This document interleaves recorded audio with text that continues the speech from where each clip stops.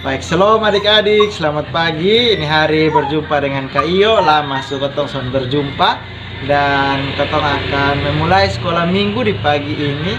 Ketong bersama-sama menyanyi lagu Jalan Serta Yesus.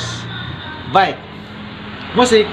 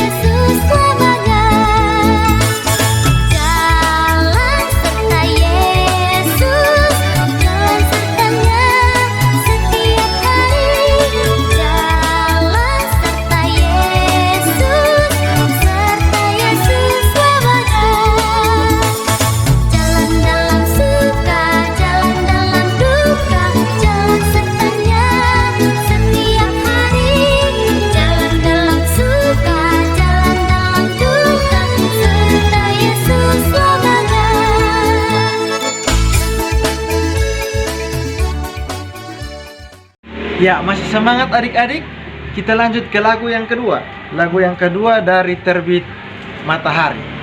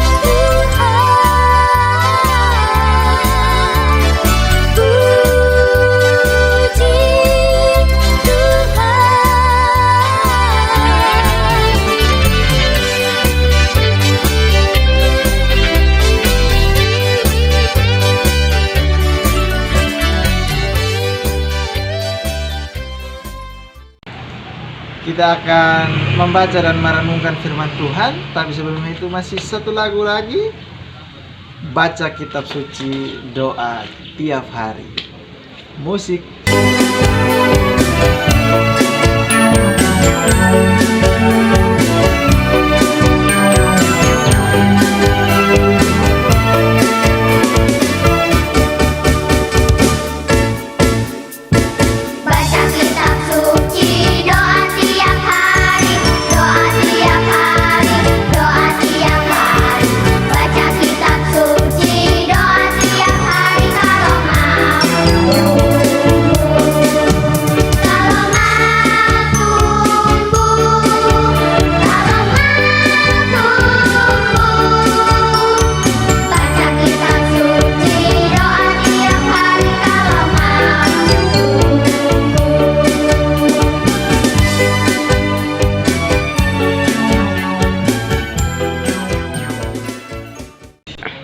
Baik adik-adik, mari kita berdoa.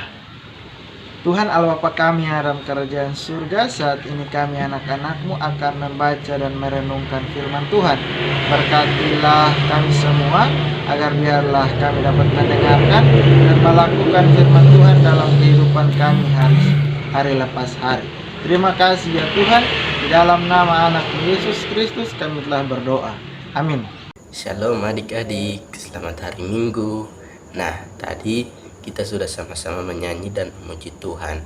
Nah, sekarang saatnya untuk kita mendengarkan cerita dari 2 Raja-Raja 4 ayat 18 sampai 37. Nah, sebelum itu kakak akan membacakan firman Tuhan untuk kita semua. 2 Raja-Raja 4 ayat 18 sampai ayatnya yang ke-37. Di bawah perikop perempuan Sunem dengan anaknya. Setelah anak itu menjadi besar, pada suatu hari keluarlah ia mendapatkan ayahnya di antara penyabit-penyabit gandum. Tiba-tiba menjeritlah ia kepada ayahnya, "Aduh kepalaku, kepalaku." Lalu kata ayahnya kepada seorang bujang, "Angkatlah dia dan bawa kepada ibunya." Diangkatnyalah dia, dibawanya pulang kepada ibunya. Duduklah dia di pangkuan ibunya sampai tengah hari, tetapi sesudah itu matilah dia. Lalu naiklah perempuan itu, dibaringkannyalah di atas tempat tidur abdi Allah itu. Ditutupnyalah pintu dan pergi, sehingga anak itu saja di dalam kamar. Sesudah itu ia memanggil suaminya serta berkata, "Suruh kepadaku salah seorang bujang dengan membawa seekor keledai betina. Aku mau pergi dengan segera kepada abdi Allah itu dan akan terus pulang." Berkatalah suaminya, "Mengapakah pada hari ini engkau hendak pergi kepadanya? Padahal sekarang bukan bulan baru dan bukan hari Sabat." Jawab perempuan itu, "Jangan khawatir." Dipelanainya lah keledai itu, dan berkatalah ia kepada bujangnya, "Tuntunlah dan majulah, jangan tahan-tahan aku dalam perjalananku, kecuali apabila kukatakan kepadamu." Demikianlah perempuan itu berangkat dan pergi kepada abdi Allah di Gunung Karmel. Segera sesudah abdi Allah itu melihat dia dari jauh, berkatalah ia kepada Gehazi, bujangnya, "Lihat, perempuan Sunem itu datang. Larilah menyongsongnya, katakanlah kepadanya, Selamatkah engkau? Selamatkah suamimu? Selamatkah anak itu?" Jawab perempuan itu, "Selamat." Dan sesudah ia sampai ke gunung itu, dipegangnyalah kaki abdi Allah itu, tetapi Gehazi mendekat hendak mengusir dia. Lalu berkatalah abdi Allah itu, "Biarkanlah dia, hatinya pedih. Tuhan menyembunyikan hal ini daripadaku, tidak memberitahukannya kepadaku." Lalu berkatalah perempuan itu, "Adakah kuminta seorang anak laki-laki daripada tuanku? Bukankah telah kukatakan jangan aku diberi harapan kosong?" Maka berkatalah Elisa kepada Gehazi, "Ikatlah pinggangmu, bawalah tongkatku di tanganmu, dan pergilah. Apabila engkau bertemu dengan seseorang, janganlah beri salam kepadanya, dan apabila seseorang memberi salam kepadamu, janganlah balas dia. Kemudian taruhlah tongkatku di atas anak itu." Tetapi berkatalah ibu anak itu, "Demi Tuhan yang hidup dan demi hidupku sendiri, sesungguhnya aku tidak meninggalkan engkau." Lalu bangunlah Elisa dan berjalan mengikuti perempuan itu. Adapun Gehazi telah berjalan mendahului mereka dan telah menaruh tongkat di atas anak itu. Tetapi tidak ada suara dan tidak ada tanda hidup. Lalu kembalilah ia menemui Elisa serta memberitahukan kepadanya, katanya, "Anak itu tidak bangun." Dan ketika Elisa masuk ke rumah, ternyata anak itu sudah mati dan terbaring di atas tempat tidurnya. Sehingga ia masuk, ditutupnyalah pintu sehingga ia sendiri dengan anak itu di kamar. Kemudian berdoalah ia kepada Tuhan. Lalu ia membaringkan dirinya di atas anak itu, dengan mulutnya di atas mulut anak itu, matanya di atas mata anak itu, serta telapak tangannya di atas telapak tangan anak itu. Dan karena ia meniarap di atas anak itu, maka menjadi panaslah badan anak itu. Sesudah itu ia berdiri kembali dan berjalan ke rumah itu sekali ke sana dan sekali ke sini. Kemudian meniarap pulalah ia di atas anak itu, maka bersinlah anak itu sampai 7 kali, lalu membuka matanya. Kemudian Elisa memanggil Gehazi dan berkata, "Panggillah perempuan Sunem itu." Dipanggilnyalah dia, lalu datanglah ia kepadanya. Maka berkatalah Elisa, "Angkatlah anakmu ini." Masuklah perempuan itu, lalu tersungkur di depan kaki Elisa, sujud menyembah dengan mukanya sampai ke tanah. Kemudian diangkatnyalah anak itu lalu keluar. Nah, untuk membantu pemahaman adik-adik tentang cerita ini, kakak punya satu video. Silahkan ditonton adik-adik.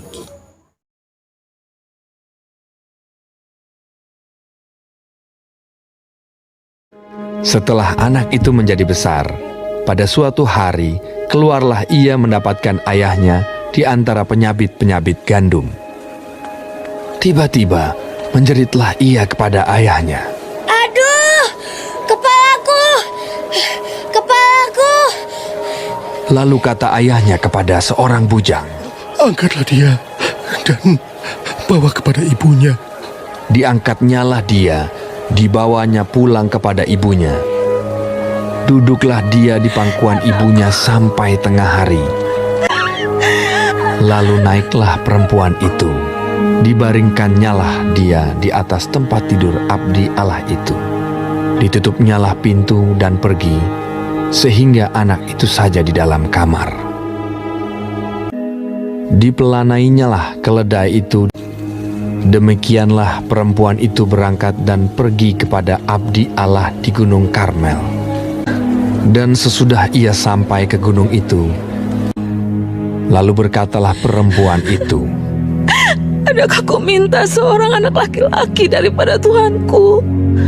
Bukankah telah kukatakan, jangan aku diberi harapan kosong? Demi Tuhan yang hidup dan demi hidupmu sendiri, sesungguhnya aku tidak akan meninggalkan engkau. Lalu bangunlah Elisa dan berjalan mengikuti perempuan itu. Dan ketika Elisa masuk ke rumah, ternyata anak itu sudah mati dan terbaring di atas tempat tidurnya. Ditutupnyalah pintu, sehingga ia sendiri dengan anak itu di dalam kamar. Kemudian berdoalah ia kepada Tuhan.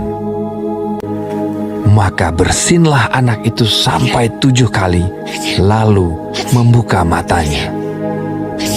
Maka berkatalah Elisa, "Angkatlah anakmu ini." masuklah perempuan itu, lalu tersungkur di depan kaki Elisa dan sujud menyembah dengan mukanya sampai ke tanah. Kemudian diangkatnyalah anaknya, lalu keluar. Nah, bagaimana videonya adik-adik? Adik-adik senang atau tidak?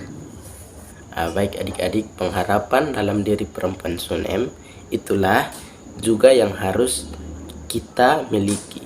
Pengharapan membuat kita sebagai manusia tetap memiliki semangat untuk bertahan hidup.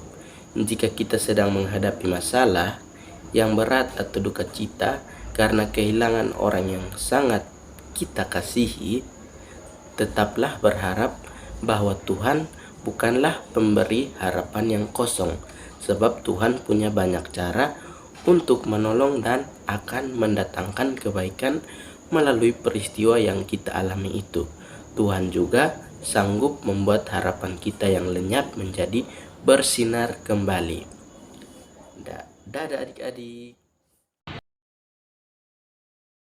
Ya adik-adik, bagaimana firman Tuhan tadi yang telah disampaikan oleh Kak Tio? Biarlah firman Tuhan untuk semua yang dengar tidak hanya dengar, tetapi bisa melakukan itu firman Tuhan semua. Dan ketong semua boleh tetap percaya kalau Tuhan punya kuasa yang luar biasa. kita akan berdoa syafaat. Untuk itu semua sembunyi tangan di belakang. Oke, kita menyanyi 5 jari kananku, 1, 2, 3. 5 jari kananku, 5 jari kiriku, bersama jari 10 ku susun begini. 1 kunci tangan, 2 tutup mata, 3 tunduk kepala. Mari kita berdoa. Tuhan Allah Bapa kami yang ada di kerajaan surga, saat ini Tuhan kami anak-anak-Mu bersama-sama di rumah kami masing-masing. Kami berdoa untuk bangsa dan negara ini yang sementara dilanda masa pandemi. Tuhan berkatilah setiap pemerintah, setiap tenaga-tenaga medis agar mereka dapat bekerja dengan baik. Dan biarlah ya Tuhan, mereka semua itu diberkati Tuhan, dan penyembuhan terjadi untuk bangsa ini. Terima kasih ya Tuhan. Pada saat ini juga kami berdoa untuk orang tua kami yang harus bekerja dalam masa pandemi ini. Kami taruh mereka semua dalam tangan kasih Tuhan. Tuhan boleh menjauhkan mereka dari segala macam mara bahaya dan sakit penyakit. Kami juga berdoa untuk orang tua kami yang atau saudara-saudara kami yang saat ini terpapar COVID dan mereka sedang sakit. Tuhan kami mohon Engkau sembuhkan mereka, dan biarlah mereka semua dapat bersuka cita oleh karena Tuhan. Terima kasih ya Tuhan. Saat ini juga kami berdoa untuk kami semua yang dalam masa sekolah online. Tuhan berkatilah kami, bahkan berkati guru-guru kami, agar biarlah mereka semua dapat mengajar dengan baik. Hanya ini doa dan sembahyang kami ya Tuhan. Dengar dan sambut doa kami. Di dalam nama anak-Mu Yesus Kristus kami telah berdoa. Amin. Baik adik-adik, kita masuk dalam lagu yang terakhir. Dan lagu ini sekaligus akan mengantar kita berpisah. Dan kita akan berjumpa di minggu depan. Kita baik.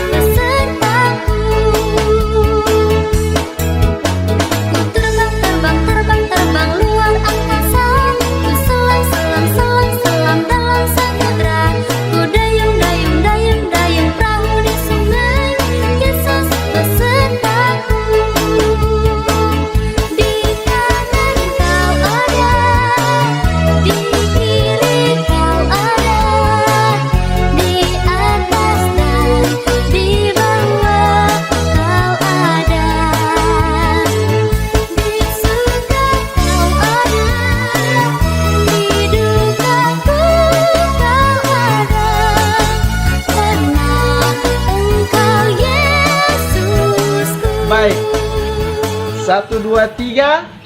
Shalom.